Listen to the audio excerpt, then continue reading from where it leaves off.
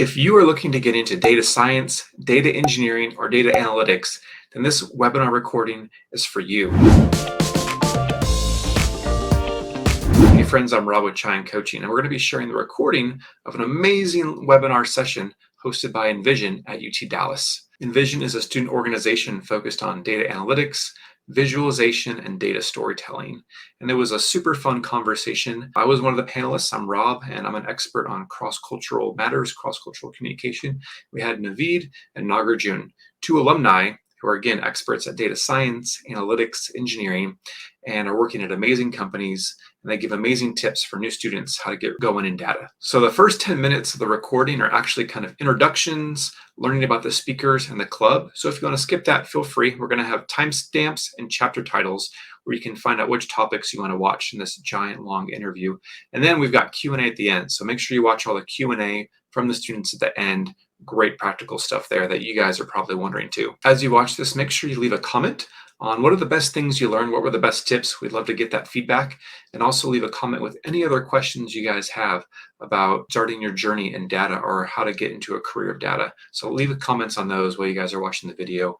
So grab your chai, strap in, and get ready to learn. Hello to all the students over here. All of you must have come right now to Dallas. Some of you are joining from India also.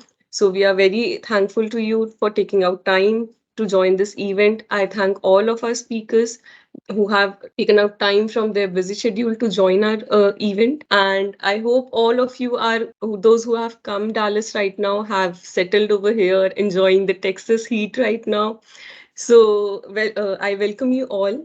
So let's start with the event. First, I'll tell you what Envision is, and let's go ahead. So we are here for the event Envision Your UTD Journey. So this is the agenda of our event. We'll start with the Envision, like what is Envision, who we are, what we do. Then we'll meet our speakers. We'll have a quick introduction about our speakers. Then we'll have a panel discussion, a light-hearted discussion, which will give you a lot of beautiful insights, and we'll learn a lot from the experience our speakers have. And then we'll have a question and answer session. So you all can shoot your questions in the chat, and we'll try to answer all your questions in the end. So Envision, who we are. Envision has been founded in 2017. We provide a platform for the collaboration of students with the professors and the industrial experts. The Envision, our faculty member is Professor Gaurav S, who is with us right now. Thank you so much, Professor, for joining. He has been mentoring us since long, and we are very grateful and thankful for him for mentoring us and giving guidance. Envision organizes various events. We organize boot camps, tech shows, talk shows. So all these events are very helpful for building our future in US. Tech camps, the boot camps which we organized. We teach technologies in those boot camps like Python, Power BI, Tableau. So all these technologies, we try to bring the industrial experts from these particular technology, and they not only give the basic of those technology, but they try to tell you like what the tool is used actually in the industry, how it is used actually in the industry, which is the main focus. Then we organize various talk shows. All those talk shows we try to organize in person. This one we have organized as a webinar because most of you must be joining from India. So we decided to do a webinar for the same.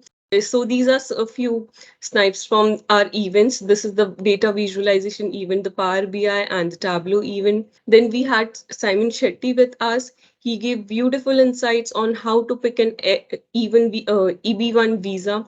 His H1B visa got rejected twice, and then he decided to go for Einstein visa. He shared his thoughts and how he received that EB1 visa. And then we had a day with Amazonians. It was a talk show. We had our alumni from Amazon who gave us insights and guided our students through their journey. We have our speakers right now, Robert Adams.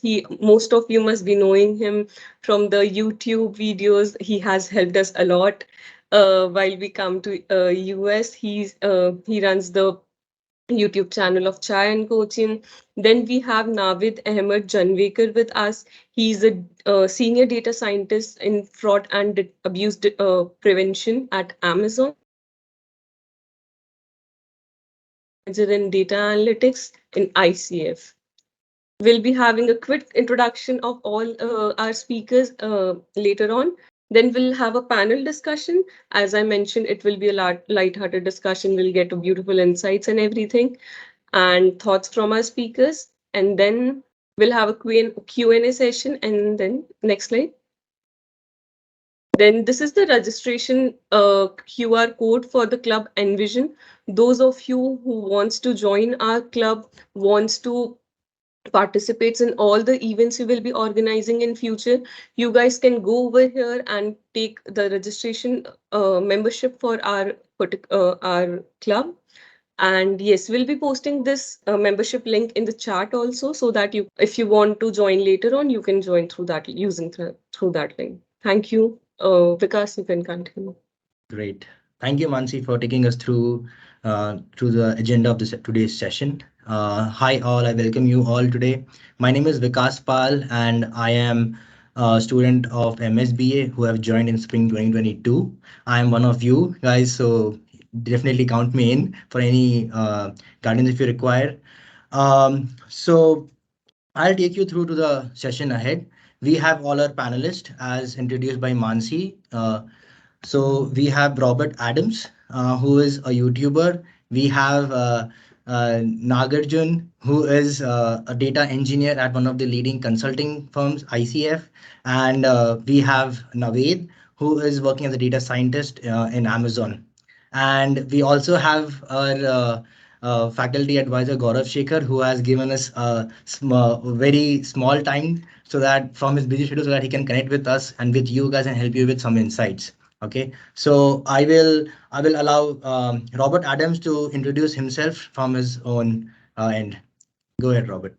Good morning, everybody. Good evening if you're on the other side of the world. Thanks for joining us. It's been a fun, busy week, especially for all the new students. We've been doing a lot of the airport pickups. I know the university has been really hard to welcome all the new students. And I know the departments, especially JSOM and MSBA, are also working hard to welcome you guys. And really excited for Chai and Coaching to partner with Envision. I've known many of the officers over the years, and it's been fun to support them and encourage them in their journey to guide you guys and equip you guys in data and analytics and visualization. And I'm really excited to be a part of this panel. So I actually worked in India for about 8 years doing cross-cultural training, consulting, and research. And now we've been here in Dallas about 6 years, continue to do similar consulting and cultural intelligence work, but we live close to the university. It's been fun volunteering, helping out with international students, and Chai and Coaching really started just to, after observing all the struggles that international students face here in America and trying to figure out, hey, how can we help? And so I was inspired by you guys. The name Chai and Coaching came from my friends at UTD. And so this is very much not just a across the world thing, but a UTD thing as well. And I love helping you guys to thrive, to be successful in your studies, in your job search. And I know that today and this group will also be able to help you a lot. So I'm excited to be a part of this.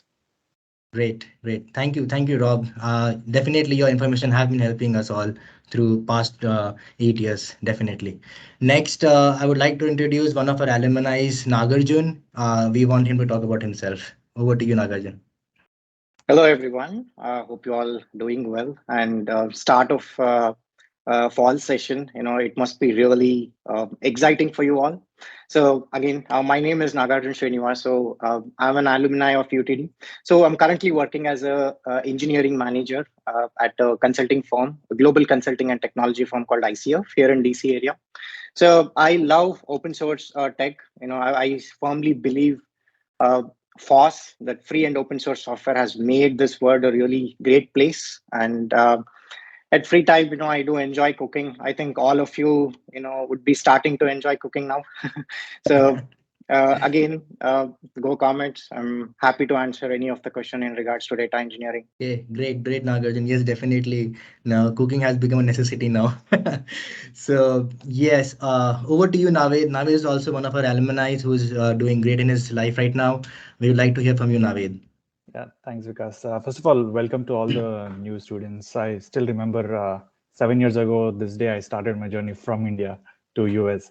So right about this time, 7 years ago, I landed in Dallas. So I pretty much uh, know what you guys are feeling right now. But yeah, welcome all again.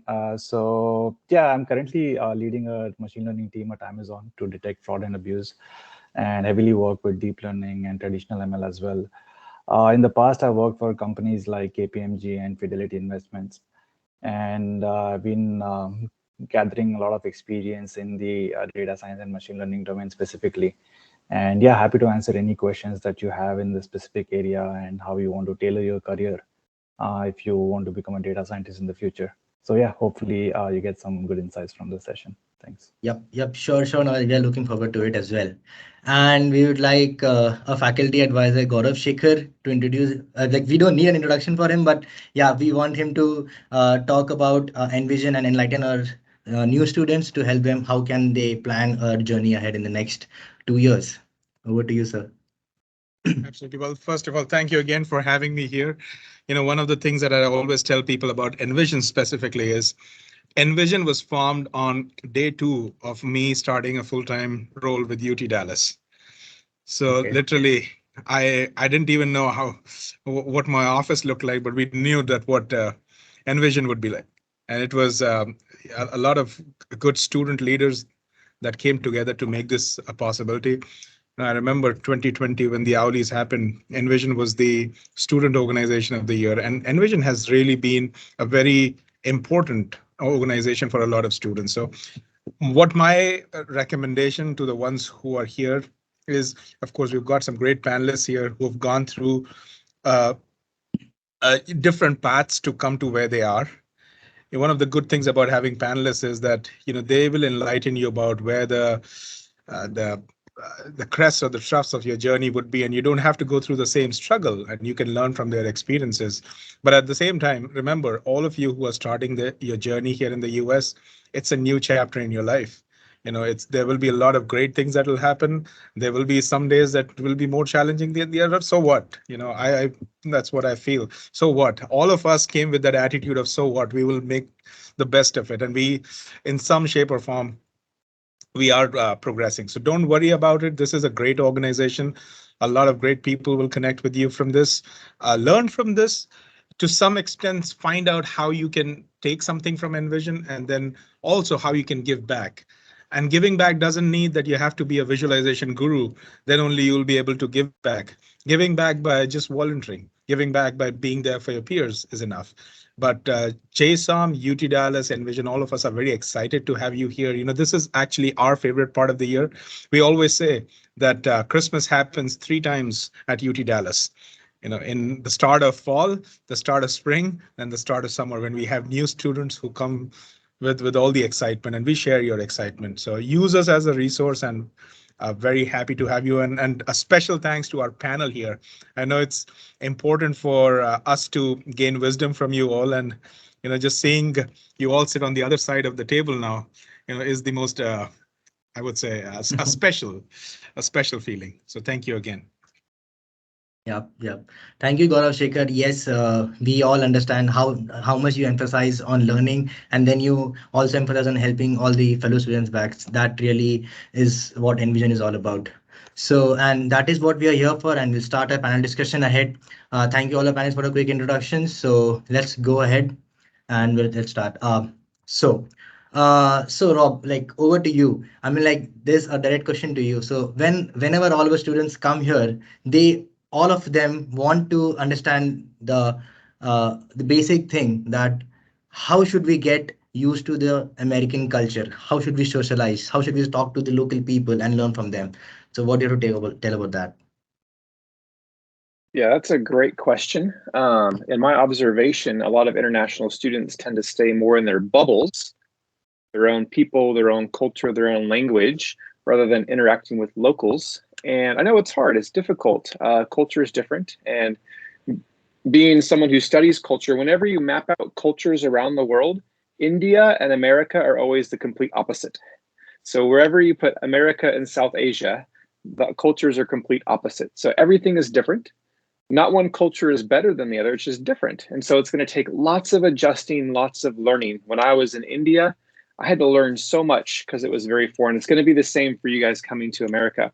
And the best way to learn anything, I think, is just to do it, whether it's sports, coding, visualization tools. The best way you can learn something is just do it. And so if you want to learn a culture, you actually have to be in the culture. You have to be with the culture, which means you have to be around Americans. I don't know, most of you guys are going to have Indian roommates, a lot of Indian classmates, and even wonderful Indian professors. And so at the UTD, you're not going to get around many Americans if you're just going to be living in JSOM and MSBA and these kind of things. So you have to step out of your bubble and go interact, go to meetups, go to conferences, ask for mentors. I know Gaurav is a big advocate for Toastmasters. I know there's mentorship programs, there's friendship programs where you can get paired up with American families and visit their homes. There's other organizations. So there's so many opportunities, but you have to step out and make the initiative, because also that's where jobs come from. Jobs do not come from applying online, they come from relationships. So the more Americans you know, that's also going to help you learn the culture, but also help you in your job search. So go be around Americans, see what they're like. We're pretty friendly, as you've probably observed already with all the pickups and welcoming. And yeah, learn what they're like and then see what they like to do and then go do those fun things with them. Yes, definitely, Rob. That definitely helps all of us. I mean, like all of our Indian students are definitely in the beginning or in the bubbles. I know, sure, Naveed and Nagarjun have definitely felt the same way, but now they also know the importance of being around Americans. Would you like to have anything about that, Naveed and Nagarjun? Yeah, I guess just sort of extending to what Rob already said, blending in with the local culture is important. Sooner or later, you are going to realize that that's very important. And even I did the same when I came as a student. I just, to be more comfortable, I was hanging around with mostly with Indians and people that were from my neighborhood in my city. So I was like so localized. But then over the years, I felt that maybe I should have hung out more with the locals. But yeah, nevertheless, I think this session is all about learning from our experiences as well. So one good thing is there are a lot of apps. Like there's a meetup app that you could use to find local events that's happening around you, and that you can tailor it according to your interests. If you like, playing sports, you can select specific events that are related to sports or something related to coding or whatever, right?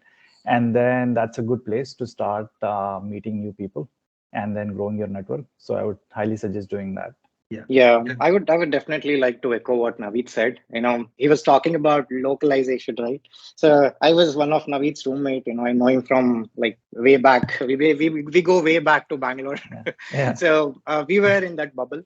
And I'll tell you, diversity is a very important aspect. You get to meet different people from different culture, and that expands your ideas. Okay, so great points that Rob and Naveed made. I just want to extend on this diversity aspect of it. Organizations are taking initiatives to do a lot of diversity and inclusions in every aspect. So as Naveed said, there are a lot of Telegram groups, WhatsApp groups, currently popping up. There is new app called Clubhouse. You guys can go socialize with people on Clubhouse, try to meet people and, try to expand your knowledge. That's what I would like to add. Yes, definitely. That's absolutely right. Because even I feel that being with few clubs, I realize that I am also meeting new people from the local culture, and I get to learn a lot about Americans and American culture, which has definitely somehow the other way it has helped me. So I mean, like one thing which I always think while having conversation with them is like the etiquettes. So what is that one thing we actually need to avoid, and we need to keep that in mind. Robert, like would you like to talk about that? Yeah, so American etiquette is very different than Asian etiquette. Asian cultures are much more formal and honor shame. And American culture is much more direct, informal. We're called more of a guilt innocence culture. But so in America, we just call each other first name. We don't say sir, madam, Mrs. Even your professors, even your bosses at work, you'll call by first name. So you have to get comfortable. And if you meet someone, say, hey, what do you prefer I call you? And they'll tell you, frankly. They don't like all the big titles and stuff, which I know are important are in Asian cultures. And then a good handshake. Americans appreciate a good handshake, and many international students give this like limp fish. And so make sure you've got a good handshake. You look someone in the eyes. And Americans are very friendly, especially down south in Texas. So when you're walking on the street, when you're in the grocery store, when you're on the bus, Americans who you don't even know are going to say, "Hi, how are you? What's going on?" This is what we call small talk, chit chat, butt chit. You know, they're not looking for you to be their next best friend.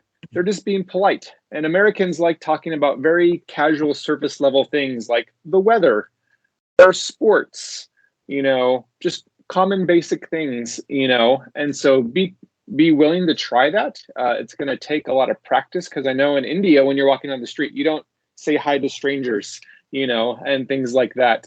And it's weird if someone does, like, "Hey, what do they want? Is this guy trying to scam me or something?" But in America, we're just friendly. We feel good when people are friendly to us, and we want to be friendly and make people welcome and consider other people. That's why we hold the door and let other people go first. We wait in the queue. We're very considerate of the people around us, and it's important for you guys to learn that aspect as well when interacting with Americans. Yes, yes. Even I felt the same when I joined UTD in the beginning. There were people greeting me or in Walmart, TomTom, wherever I go. I was actually trying to understand what exactly is happening. But yes, they are just trying to be friendly, and they can definitely, they don't want to be your best friends, but definitely they'll want to help you out whenever they can. So yeah. So moving on. Yes, we know that we have come in and started a journey in UTD. So the next main question is, what is there for me? What is going to happen if once I get passed out from this course, respective course? So I would like to ask you. So the majority of students are thinking about data science, right? So data science as a career. I want to be a data scientist. So I would like to ask you, Naveed, you being a data scientist at Amazon. So what are the different kind of business problems you have been solving, and how are you adding value to your own organization and your team? Yeah, definitely. Good question. So yeah, as a data scientist, like I briefly mentioned, that I'm using a lot of machine learning and deep learning to solve fraud and abuse on Amazon's platform. Amazon has a third-party marketplace where there are like millions of sellers that come and sell their products, but not all sellers are good sellers. Some have malicious intentions of committing fraud and abuse, and that's where I come in. And I also have a team of data scientists along with me who try to solve this wide spectrum of abuse that happens on the platform, so that customers like you and other folks all over the globe have a good shopping experience, so that they don't see any fake products on the website and don't end up ordering one, right? All these handling these fake reviews or some product quality issues. So yeah, as a data scientist, that's been primarily my job at Amazon. Again, this is very specific to abuse. Again, there are a lot of other teams in Amazon where data scientists do something with respect to NLP or search engagement and a variety of things. Amazon is like a huge company where you have like so many things going on, right? But yeah, I think in terms of business impact, making sure that the customers are having a good shopping experience, that's like the primary driver, and making sure that we have fewer and fewer bad actors on the platform. That's where I'm trying to bring in the most value. And again, the strengths that I bring in around, scoping out the business problem, how much impact I would have from anything that I'm developing. So I think those are the key questions that one needs to answer working as a data scientist. And then how would you implement something? Because we can tell that, okay, I'm going to solve X, Y, Z by such and so percentages, right? But you need to have clarity in your thought how you're going to do that.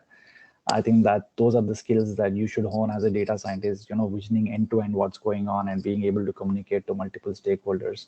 So yeah, that's what I'm doing currently at Amazon. Thank you. Thank you so much, Navid, for the answer. I would like to ask Nagarjun the same thing, like what is it's like to be a data engineer, and like how it is different from the other fields going on, and what is the scope in the field of data engineering, and like we as a students and masters, how can we plan our courses if someone wants to go in a field of data engineering? Okay, to answer your question, specifically data engineer is, I would put it a subset of software engineering. The core focus is data here, right? So as Naveed was talking about machine learning algorithms that he's using and trying to prevent fraud and abuse, right? So he's more on the investigative discovery the data investigation side of things, right? So how do you take this problem and how do you productionalize this? How do you operationalize this? How do you maintain this, right? And at the same time, understand your end consumer. How do you make life easier for them, right? So you need to think about compute. How are you going to scale this solution, maybe to 1 billion users or maybe to 2000 users, 2000, 3000 users, understand those load parameters, be that infrastructure person, who saves money for your organization, right? So building or taking a problem and building an efficient backend, okay, is some of the skills that are really required in order to be in this data engineering space. And also, there are some basic skills that are required to be data engineers, right? Your SQL is it's like a bread and butter for every job. It's not just data engineering. SQL is a very important concept that you need to learn irrespective of what job you are in, right? So then you need to be really good at data architecture. How do you efficiently do something, right? How do you efficiently save compute cost for your organization, right? So then be good at development, have a developer mindset. Then there are like a lot of good tools that are out there in market. Try to learn something. Okay, so end of the day, no matter what tool you use, having a basic understanding of what value you are trying to add to your end customer and clients is very important. So yeah, these are some of the skills that I would see, very essential for, being in the data engineering space. Thank you Yeah. so much, Srinivasan. So, moving ahead with this insight, like I would like to ask, since cloud platforms are booming too much these days, we have learned more about like these are the platforms for the cloud services. So, do you think like one should get certifications on in all these platforms, like in at least in some of them, to have an impact on their resume and to their profile? I would definitely say yes. Okay. See, I mean, every organization, there are 41,000 startups in Silicon Valley, right? And there are like so many millions of companies around the world. Okay. Everyone are trying to adopt cloud computing. Okay. If you're not in this space, you're you are an outlier, right? So cloud computing is very, very important. And uh, if I go back to where we were like 7 years ago, it was just booming, right? Cloud was there, but it was just booming. So we realized when we got into the corporate world, we realized how important it is, right? So no matter what job you do, okay, and especially on the engineering side of things, and even I would say even on the data science side of things, you should know, you should have a bare minimum understanding of how cloud works, how computing works, okay. And again, like there are three major providers, right? Amazon is the leader in the space, then you have Google Cloud, then you have Azure. Okay, so most of these cloud providers provide almost similar kind of service.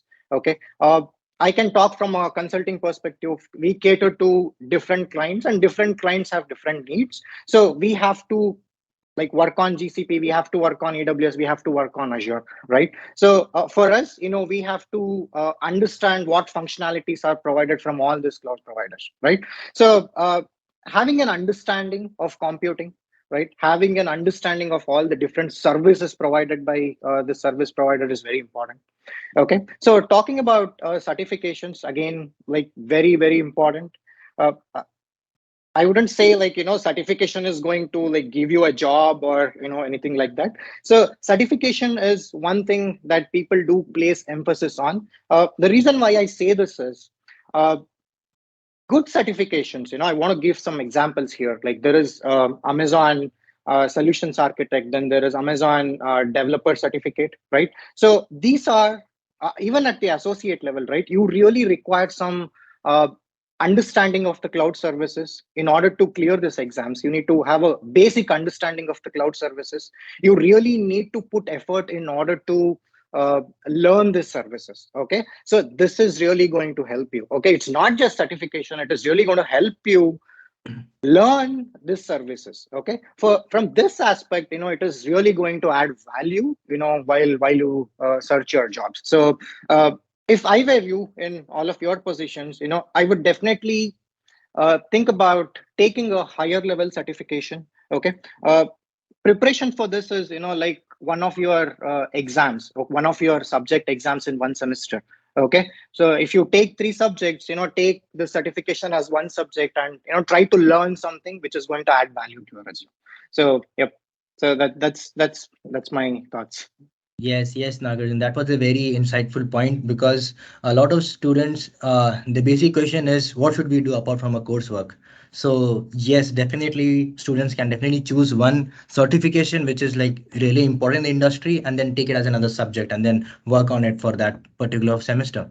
So this was about data engineering. So Naveed, I mean, like every one of us is aware that Coursera, Data Camp, they are there to provide certain certifications which provide you skill set of data science, right? So, and you must have gone through the course structure as well, that they have some few of the subjects which cover data science. But Yeah. you are already in the industry and you have been using these skills. So what exactly students can build themselves in, so that it will help their career in the industry? Yeah, definitely. So yeah, I was going through the latest course curriculum last night, and I was really happy to see some of the courses that have been offered right now. I only wish I had these courses 7 years back. That would have saved me a lot of time that I spent on other platforms learning all of this. But yeah, specifically for data science, so track, I also like shortlist some of the subjects that are going to be super useful. So if someone wants to just note it down for their reference, I think, yeah. So applied machine learning, that's a very key subject. Basically, all these algorithms that you learn during your course at UTD, how do you apply those? What are the intricate details of those algorithms? What is the math behind them? So that's what would be taught in that specific subject. So that's super important. And then programming for data science. I mean, it's like the bread and butter, knowing Python, R, or SQL. I'm a little biased towards Python because that's what is mostly being used in the industry. While I do see a lot of statisticians and people from a stats background still using R, but when it comes to like productionalizing any machine learning model, I've mostly seen people just using Python to do that. So although learn R, but I would suggest if you had to pick one between Python and R, my personal suggestion and bias would be towards Python. So definitely that's another important subject. And be very proficient at programming. Do not think that okay, it's only the software engineers or software developers that need to learn programming. It'll be very useful for you if you know good coding just the way an STE does, right? So that's one. That's the second subject. And then there is this subject that I also saw on applied natural language processing that UTT is offering right now. This is a course that they never offered when we were studying. So, and again, this is We very got useful. lucky. Yeah, absolutely. I think it's good times. So yeah, NLP is a booming sector within data science. So definitely having good understanding from the all the way from the basics would be really helpful. And then you can always keep building on top of all these subjects. I don't know how deep these subjects go, but at least if you have the foundation set, you can then build upon these, right? And then definitely take a course on deep learning. I saw there is applied deep learning as well, like all these models like neural network, GCN. So all of these would be like very good skill set to have in your portfolio.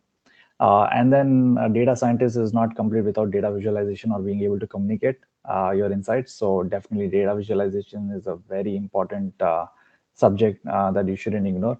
I'm not too particular about any tool that you use for data visualizations. You could use Excel and build world's best visualizations, right? Doesn't matter. You don't have to necessarily use Tableau or Clickview or Power BI.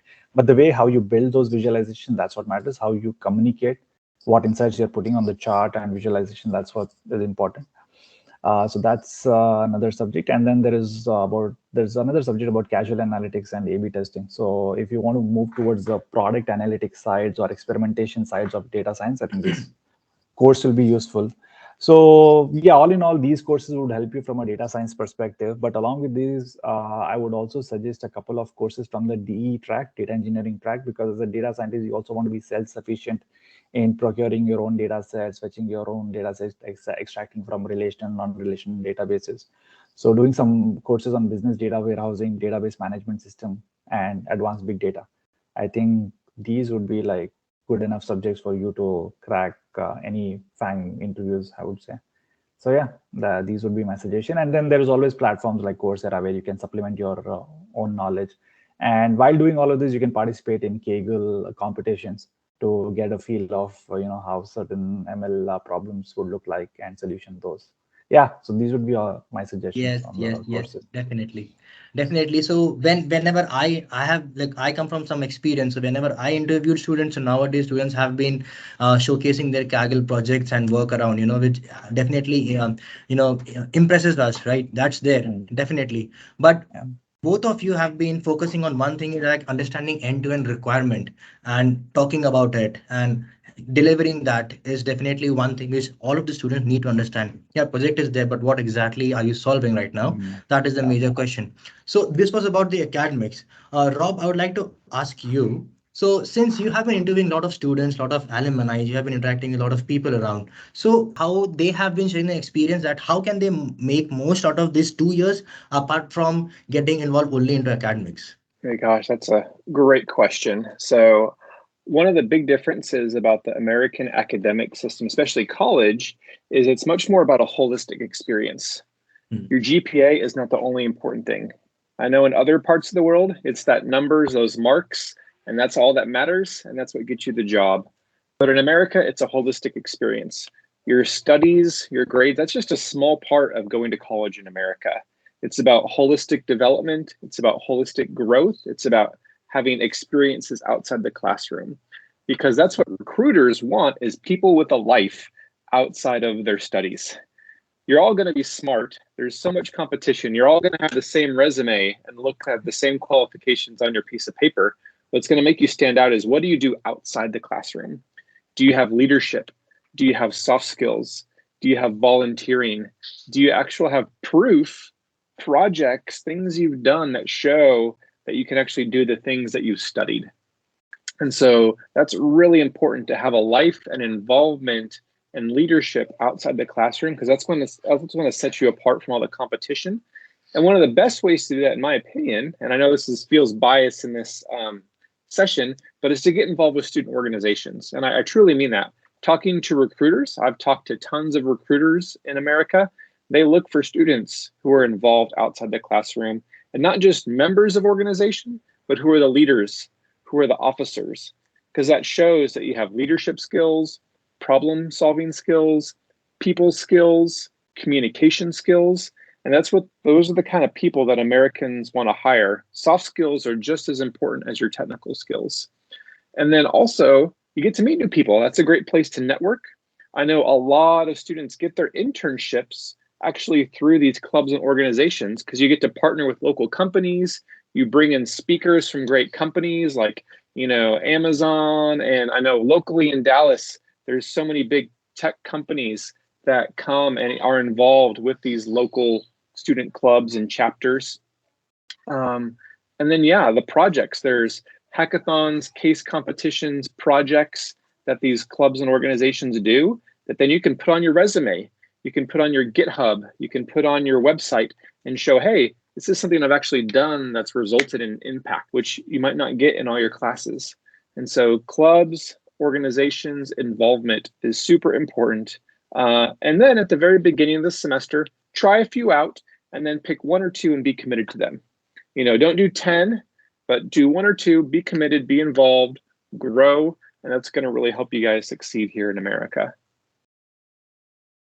Thank you so much, Rob. So as Rob mentioned about the internships and job, I would like to ask Naveed and Srinivas, like, since our students have come just now, so how should they plan their internship hunt and job hunt? Like, what is the right time and which direction they should work on so that they get something good in their hands at the Yeah, I guess in terms of Full-time planning is a bit too soon. You just came yesterday, right? Probably.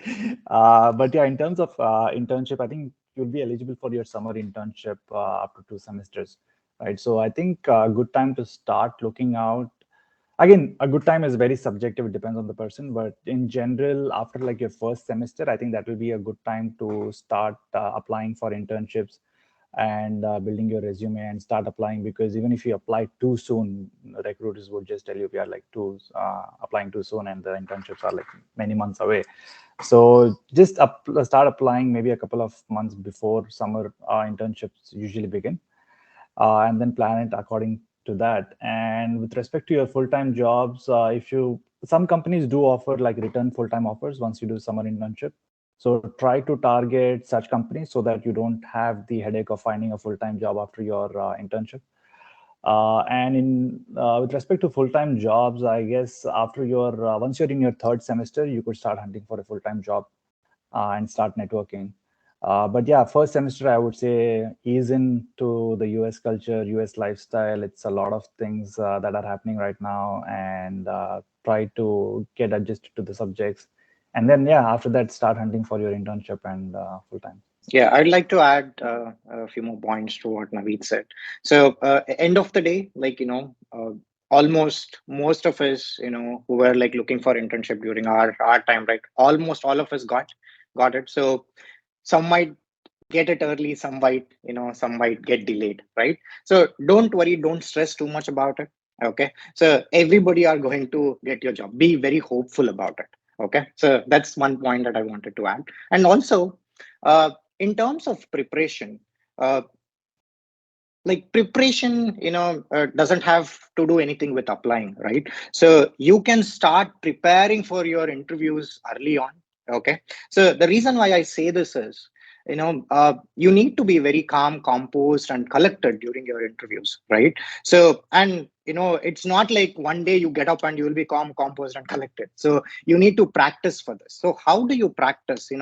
So this is what some of the methods that I use, and I find it very helpful. I write down things exactly what I'd like to express, how my thoughts are. How do I explain my project? So I write down those things. I'll have an accountability partner whom I'm going to be in touch with and talk out loud. Okay. So have this mentality, have this mock practice. Somebody has Rob has put that, you can do mock practice with your friends, family, whoever you feel comfortable with. Okay. Trusted partner who is going to actually give you honest feedback. Okay. So uh, do this, and you're definitely going to see positive results.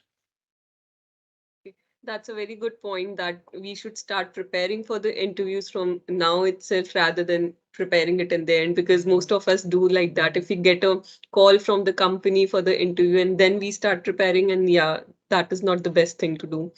So how do we cope up with the keep up with the new technologies emerging in the industries, and how do we learn all those things also? Yeah. So one way that I personally have been doing is that all these top companies, be it Amazon, Microsoft, Facebook, they all have their specific data science portals or data engineering or even software development portals where they publish any recent developments that they've been doing.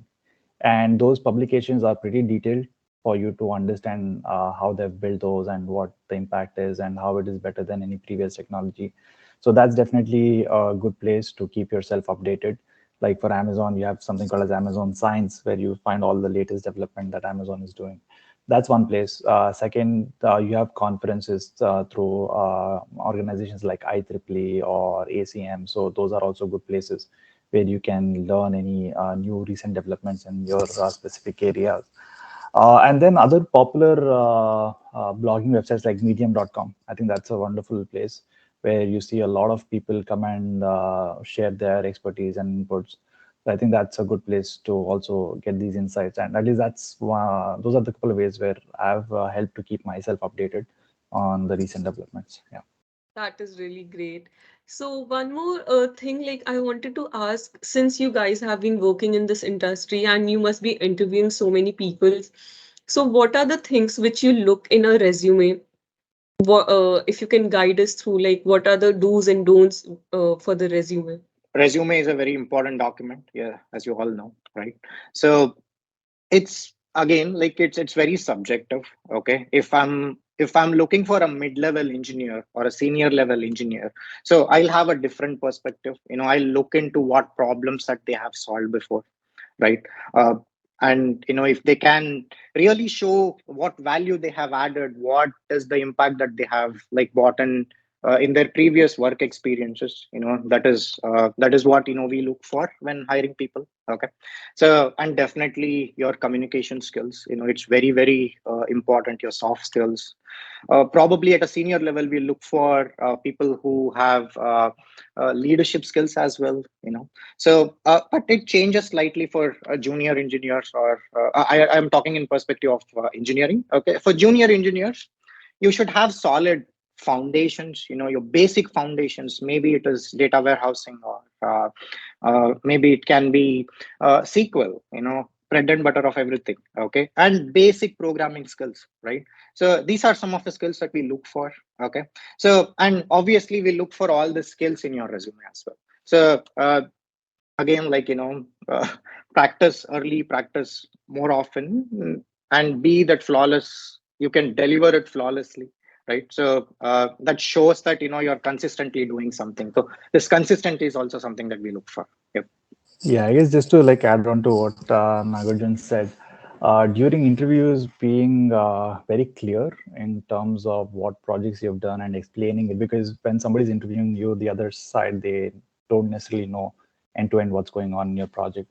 So being clear in your articulation, in your thoughts, how you solve that problem, and showing that deep expertise that you have, and because of which the problem was solved, I think that's very important. And definitely you need to have those technical skills, like from the basics to advanced, to even be able to like impress interviewers, right?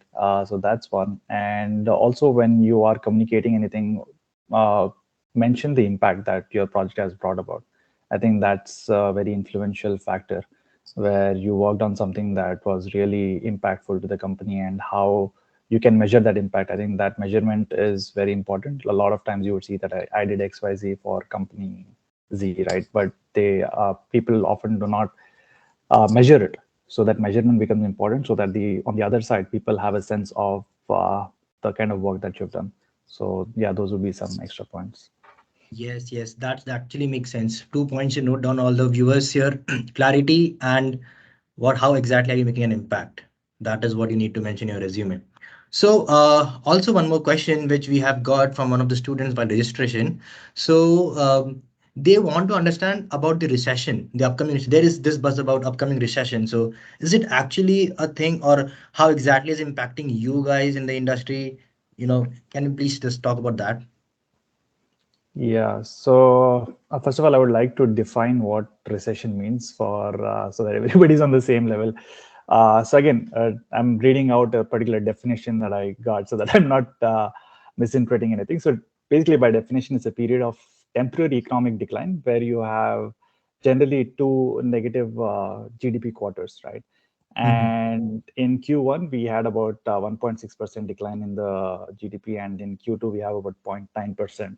But again, there are a lot of conflicting views even out there. Like there are some chief economists who say that we are technically not in a recession, but it's just that the economic growth is slowing down. And a lot of fuel that is also being added is by these layoffs that are happening. Like you would be hearing about Microsoft laying off, or Robinhood doing like a 25% workforce cut.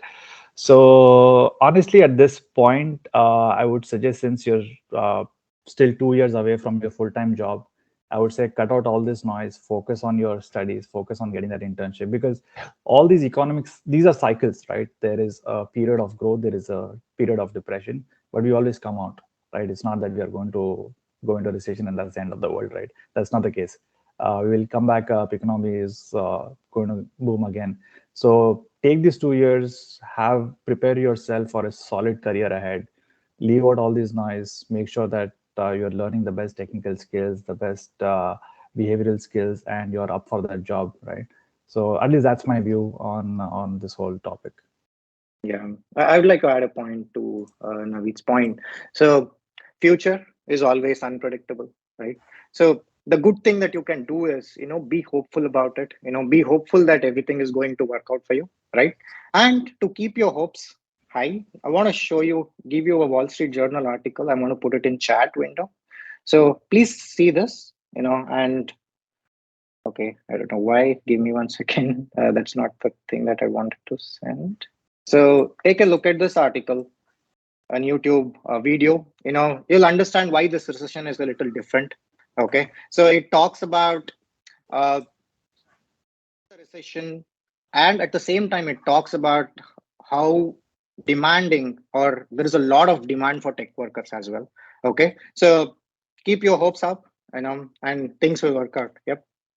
Yes, definitely. Keep our hopes up and cut out all the noise and focus on learning those skills which we need in the industry. Yeah. Vikash, can I So, add one quick thing on that, please? oh yes, Rob. Yes, All go right. ahead. Yeah, just a different perspective to help the students. So textbook-wise, we're in a recession, 2 negative quarters of GDP.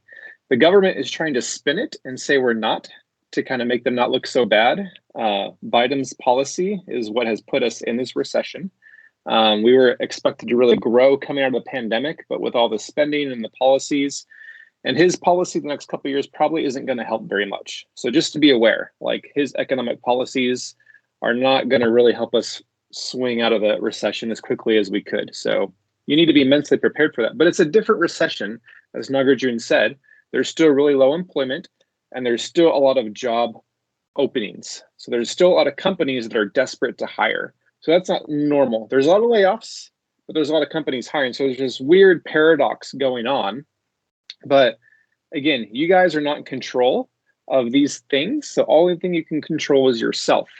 Whether it was the 2008 crash or the 2020 pandemic or now the 2022 recession, like these aren't things you can control. The only thing you can control is being such an awesome candidate that companies want to hire you no matter what is happening with the economy.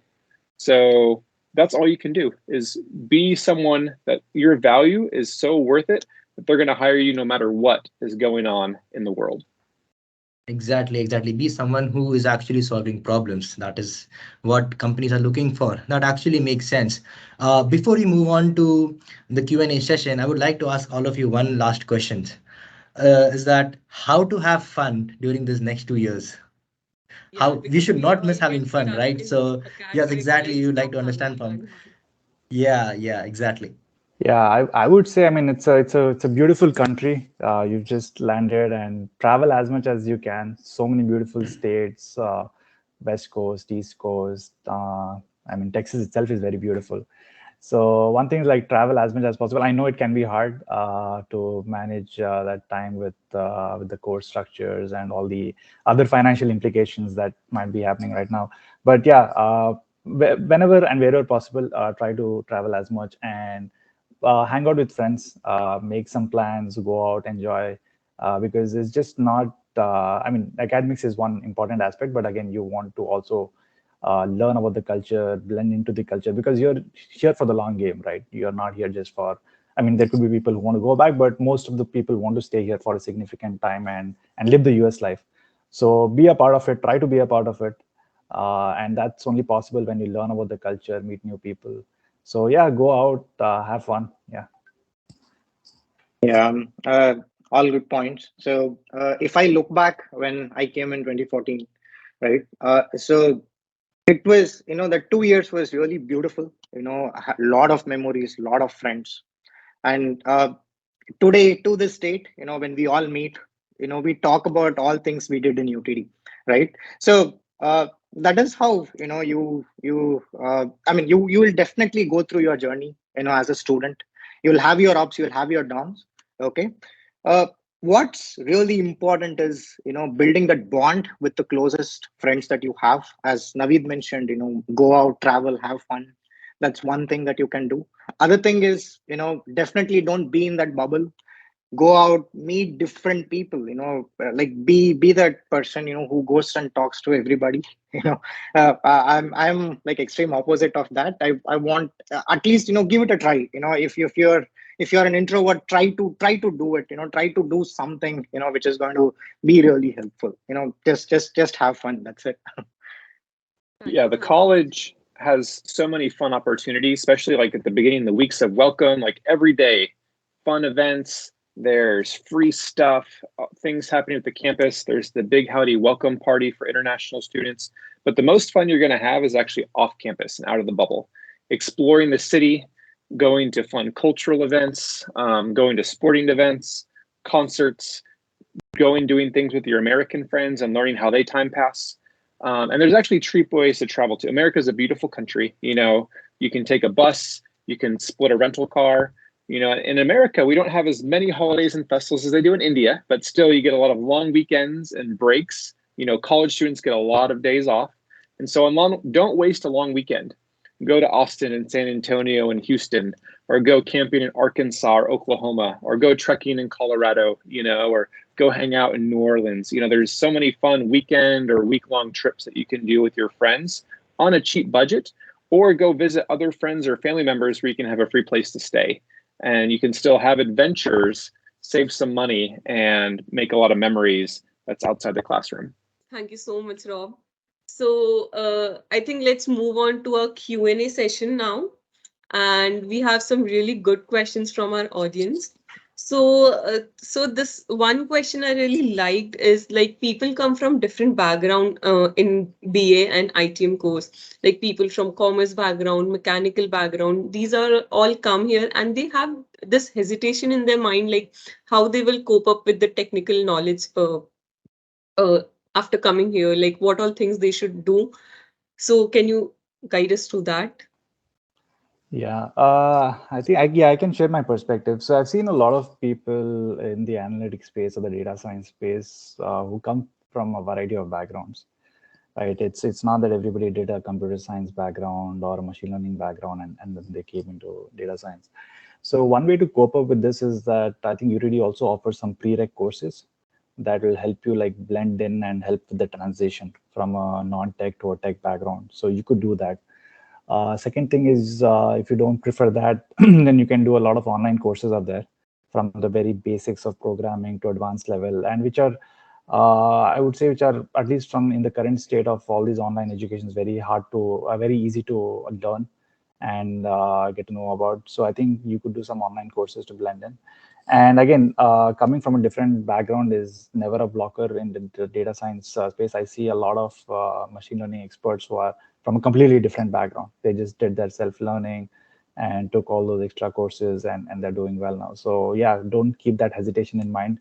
Just go out there, wherever you find yourself being not so good, just try to learn it, right? That's the best thing that you can do and bridge that gap. So that's my view on this. Yeah.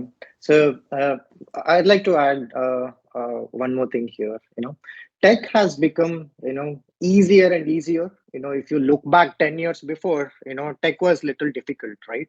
So tech has become easier and easier. Like, you more people are penetrating into tech, right? So definitely learning technology, okay, is very comparatively easy, when it was compared to like 10 years ago. So definitely, other backgrounds, if you don't have a computer science degree or other backgrounds, don't feel that, you have a blocker to learning tech, right? So things are going to become easier in another 10 years. There will be a lot of drag and drop tools that, that is going to come in and help a lot of front-end engineers, back-end engineers do things very easy. Okay. So as Naveed mentioned, try to take up some courses, in order to like meet your other people who have engineering background. So yeah, that's about it. Yeah, and in America, there's more flexibility. In America, everyone changes their degree, everyone changes their job.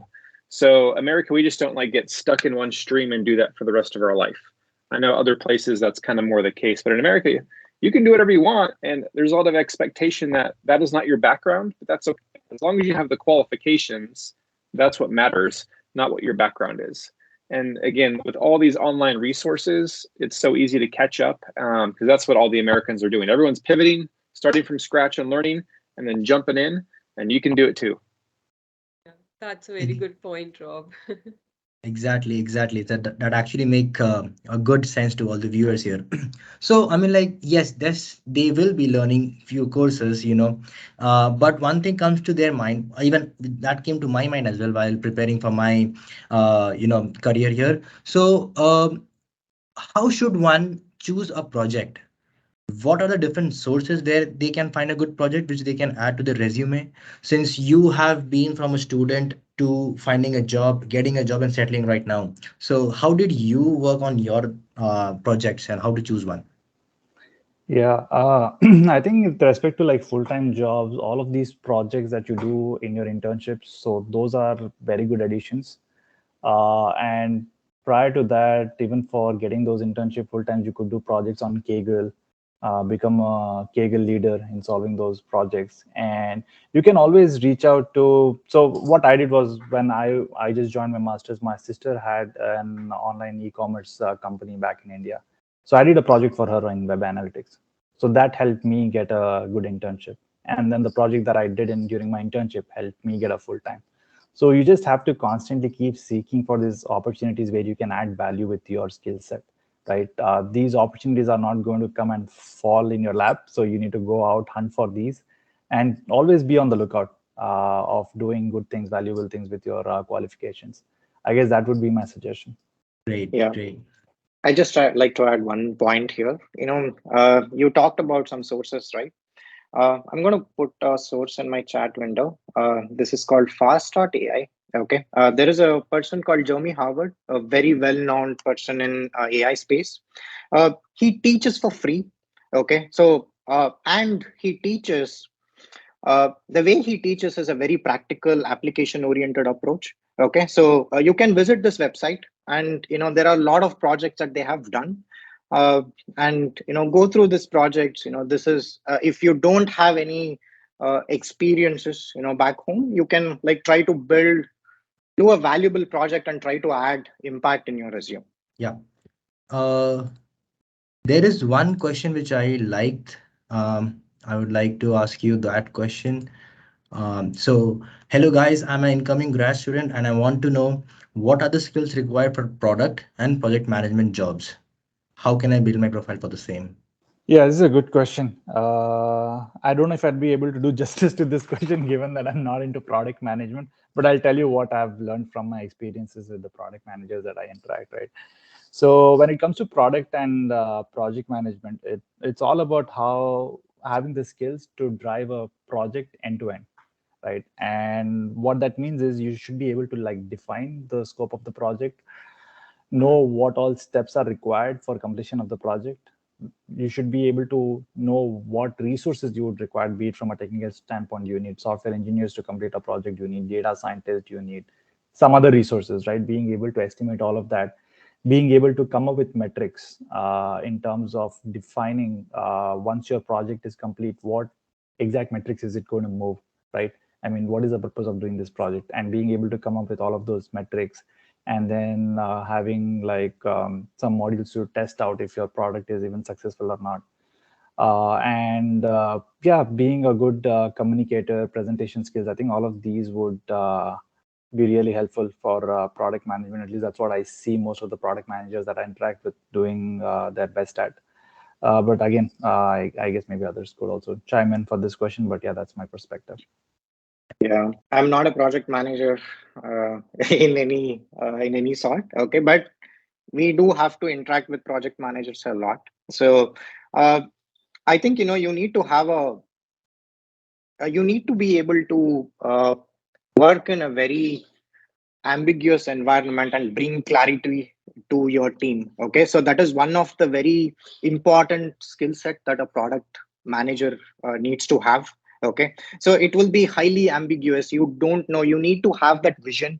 If I design my product this way, okay, will I have this impact?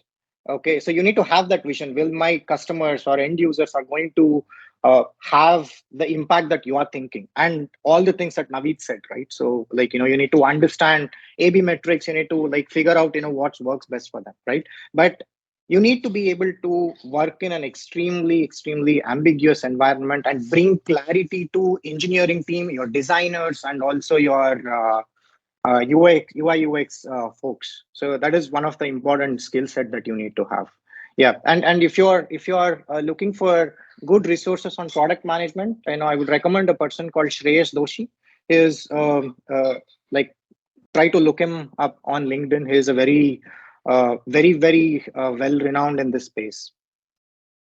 Yep. Shreyas Doshi, I have mentioned that we name the chat box. Yeah. So I would like to ask Rob this one question. So Rob, over your experience, before I ask the same question to Naveed and Nagarj, I want to ask you this first. So in your experience, how to make the best use of LinkedIn? So not many people are actually are able to achieve the best success from LinkedIn. So how one should use LinkedIn for their best career growth? Yeah. An analogy I like to use is LinkedIn is like a bank, your bank account. You're feeling hungry. It's a Saturday night. You want to go hang out with some friends. You want to go eat some dinner. But if your bank account is empty, then you don't got anything to buy the food with. And the same as LinkedIn. The more you put into it, the more you invest in it, the more you build your account on LinkedIn, the more in the future you can withdraw, and it's going to give back to you. So LinkedIn is, a professional social network. A lot of international students come to America without a LinkedIn account or a very bad LinkedIn account. And a lot of them even do their job search with not a great LinkedIn account and have never posted anything on LinkedIn before.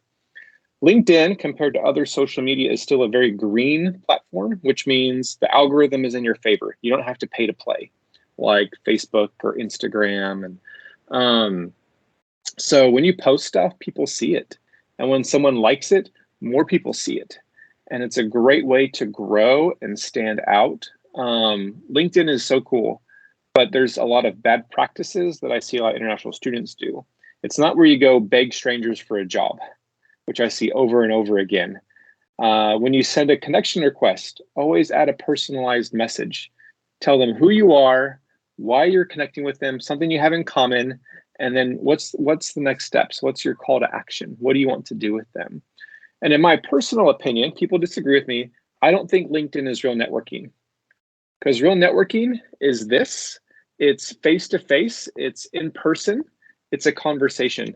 LinkedIn is a great place to start or to follow up, but networking is actually about relationships and friendships. So you can start a conversation and then hopefully results in a phone call, a video chat, a coffee chat, an informational interview, a hangout. Or once you've met someone, then you can continue that relationship on LinkedIn. But the more you post on LinkedIn, the more you stand out. It's a great way to build your brand, your credibility, to show your value, and recruiters notice. A lot of people get jobs because recruiters see them and their quality and their work because they're posting on LinkedIn. But if you don't have a good LinkedIn profile and you're not engaging and posting and commenting and connecting and messaging and dialoguing, then you're missing out on an incredible resource. And a lot of people struggle in their job search because they don't know how to do LinkedIn well. So start from day one today. Utilize LinkedIn, be active, post, and it's going to serve you well in your job search.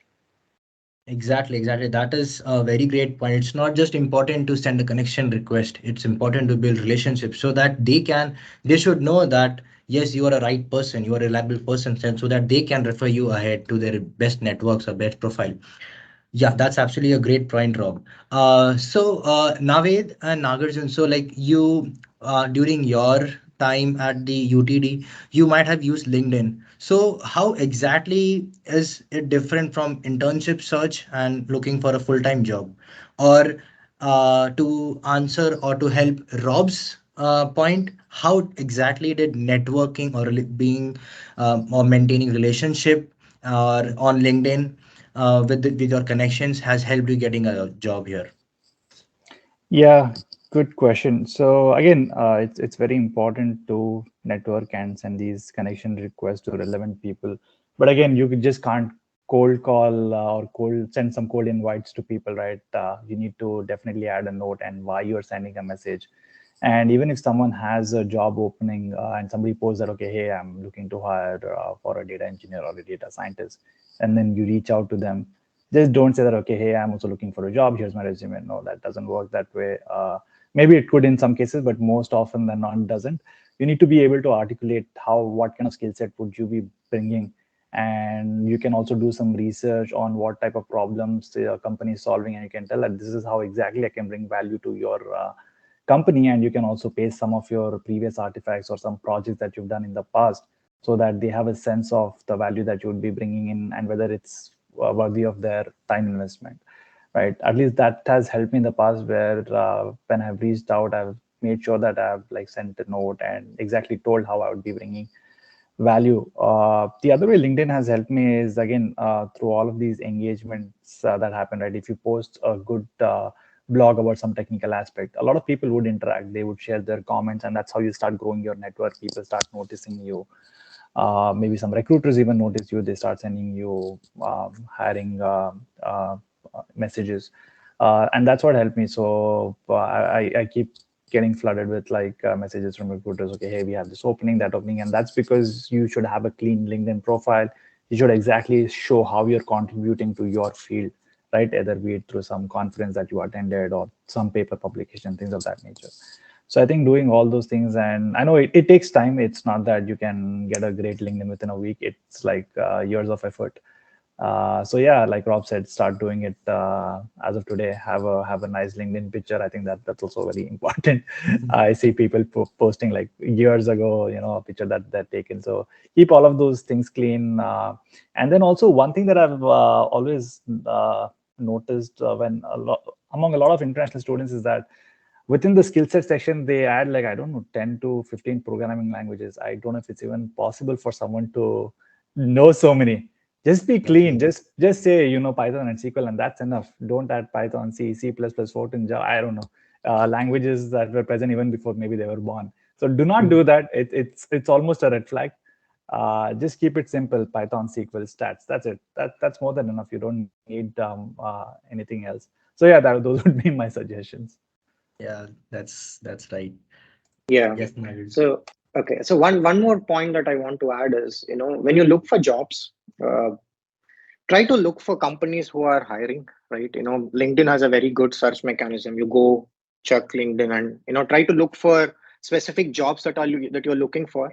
And when you find a job opportunity, try to look for engineering managers or actual hiring managers for this position.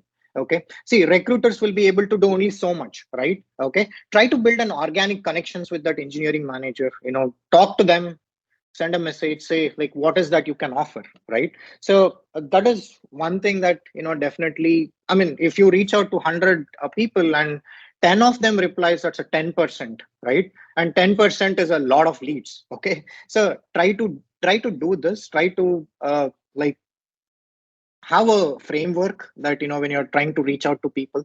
Okay. So try to sit and, calmly read the job description and understand, what is that you can offer. Try to sit and write these things and then send a message. Okay. So this is one way that, definitely will help out.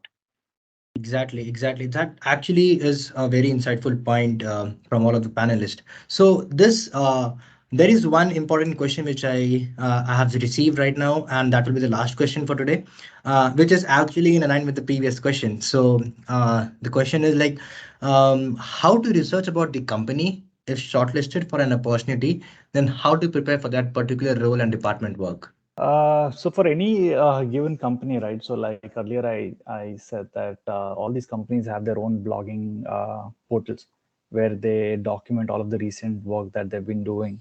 So that's a good place. The second place would be news articles about companies.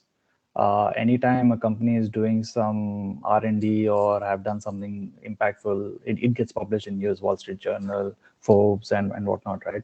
So try to find some news articles around that company and the recent work that they've been doing, and try to learn about it, why that was done, why that was important to that company, and see how you could probably make some suggestions or do something with that particular work that they've recently done, right? So I think, yeah, those would be some good places to start. Yeah, I could talk about, how I used to do it, So what I do is I go read the vision statement of a company. Okay, what is their vision? What is their future? What is that impact this company is trying to have on maybe general public? Okay, or maybe it might be a B2B product, right? So try to understand that vision, okay, and try to read it thoroughly and come up with something creative about it. Okay, so I want to give a simple example. I did a internship in a company called backcountry.com. It's in Salt Lake City, Utah. So their mission was to like connect people, go outdoors. Okay, so they were selling all this outdoor equipment. So I creatively went and researched what is their vision and try to like this question will always be there. Like people will try to ask this question like, why do you want to work with us, right? So you need to connect this mission and make it very personal. Okay, so this is one way that you can really showcase or try to make an impression on your interviewer, saying that this person is research capable. He has done his job. Yeah, correct. I think this is actually the same point in a different way, which Rob has mentioned earlier. You need to have a holistic view and understand what exactly is needed, research about that, just not being on the JD and you cover that. That is not recommended. You need to have an holistic view, which Rob actually covered very well. Yep. Thank you. That was the right answer. Nice answer. This was a very wonderful discussion. So I think we are done with the questions as of now. So any final points from our speaker if you want to say anything? Yeah, I would like to just say all the very best. These are exciting times. Yeah, and I think all of you would do really well in your careers.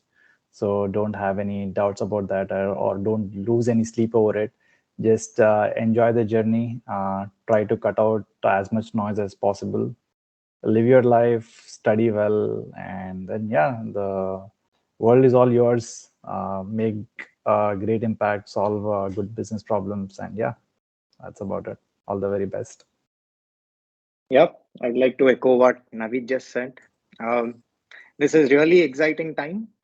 As I mentioned earlier, right? UTD, 2 years of UTD was really fun time, very memorable for us. When all of us meet, we do talk about it. So try to have fun. Things will definitely fall into place. And I'm not just saying this, right? Because if you look at the data, like most of the folks that I know, if I just take a sample, most of them are settled, very well settled. They have done internship, they have done their full-time jobs. You are going to get your jobs. Okay, don't worry, don't stress too much about it. Okay, so at the same time, have that energy, have that curiosity to learn, and that will take you a long way. Okay, so again, like all the best for all of you who are trying to make it. Okay. Yeah, my advice would be do it. So many students ask for advice, but then never actually act on it. I get so many messages asking for help and tips or, advice, but then they don't do it. So it's up to you guys to actually do it. And I'm going to give a small assignment here. After this webinar today, go on LinkedIn and make a post about this webinar. Tag Envision UTD, tag Naveed and Nagarjun, and give a shout out. Thank them for hosting and helping this awesome webinar. And then share maybe one or two things that really you learned or was valuable today and share it with your network. Add value to others. So go make a post about this webinar today. Say thanks, give a shout out, start your LinkedIn journey, and actually go apply what you're doing. And again, these are great alumni, seniors.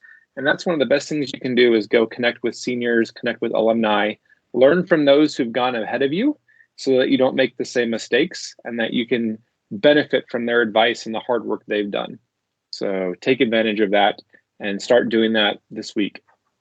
Yeah, that's a great signing off, Rob. Learn from some all your alumni's mistakes. That's definitely a right pathway for all the students. Thank you. Thank you so Awesome. much, Naveed, Nagarjun, and Robs for your time and answering all the questions. I was constantly checking the chat, and people are loving the vibe you guys are giving, and they find it very insightful and helpful. It was really great to have you guys as a mentor. I would recommend all the students to go on LinkedIn and connect with you guys. You guys are very helpful and get insights from your profiles. I learned a lot from this discussion, and I'm sure everyone will have. would have. So this was the event before the start of our semesters, and we will be having more events like this. If everyone out there wants to join and Envision and wants to be a part of it and wants to get a lifetime free access of our all upcoming paid events, you can go in the chat session and can get a membership registration membership link posted in the chat. And yeah, that's it for today. Thank you so much, everyone, for your time. All right. Thank you, guys. Yeah. Have a good Thank day. you. All right, we did it. If you made it here to the end, thanks so much for watching. I hope that you learned a lot, that it was valuable for you. If you have any other ideas for any other kind of webinars or live sessions you'd like for us to host at Shine Coaching, let me know. We do have a couple of other amazing videos we've made on data science with Naveed. Those recordings are awesome if you want to go deeper dive into data science studies and career. So be sure to check those out. We'll have the links for those as well. And also in the video description, we got links for everyone's Instagram, LinkedIn. So connect with us on social media. You can follow up, ask more questions.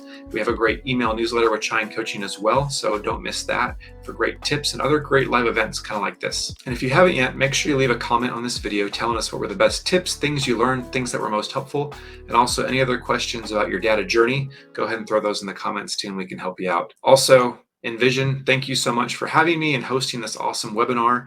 Be sure to check out Envision at UT Dallas if you're a student there. Amazing student organization. Highly recommend it. Connect with them, get involved, grow in your data career. And at Shine Coaching, we're all about helping you succeed and thrive in your cross-cultural journey. So thanks so much for tuning in. We love having you be part of the community, and we'll see you next time. Cheers.